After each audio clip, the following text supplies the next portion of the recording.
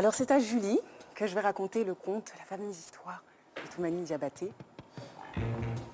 Il était une fois, Julie, deux frères chasseurs, de passage dans le royaume de Do, situé dans l'Empire mandingue, apprirent qu'un buffle terrorisait les villageois en ravageant tout sur son passage. Dans l'espoir d'y mettre fin, ils se mirent en chasse et poursuivirent ses traces. Soudain, un beuglement bruyant et étouffé retentit dans la forêt.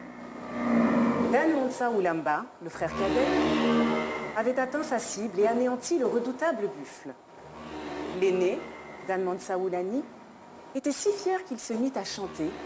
Son chant était si beau que le cadet lui dit « Ah, grand frère, si tu étais griot, personne ne pourrait rien te refuser. » Umkoroni tumbarake, Djelidji Djambagate.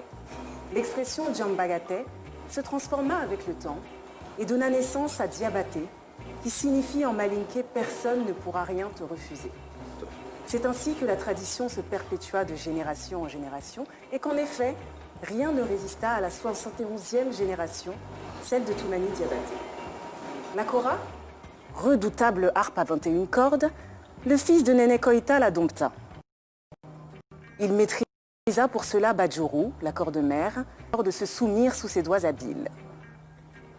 Virtuose, à la créativité particulièrement développée, Toumani Diabaté fit de la kora sa partenaire, son alliée, et la fit connaître au monde entier.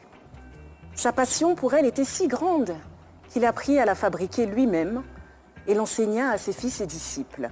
D'ailleurs, deux d'entre eux, Bala et Sidiki, devinrent les plus brillants héritiers de Toumani Diabaté. Les récompenses? Il les fit elle aussi tomber une à une.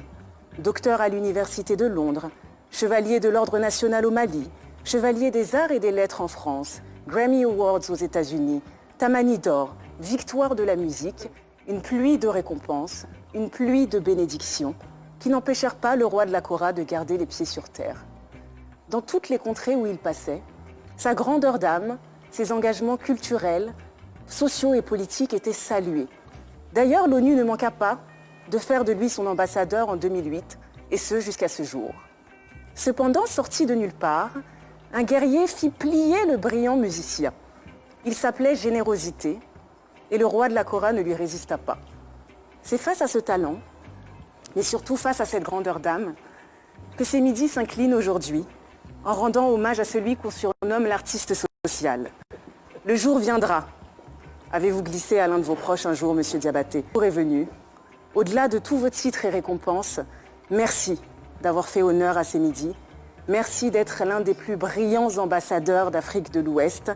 Que vos ancêtres s'en souviennent et que Dieu vous le rende. Bravo!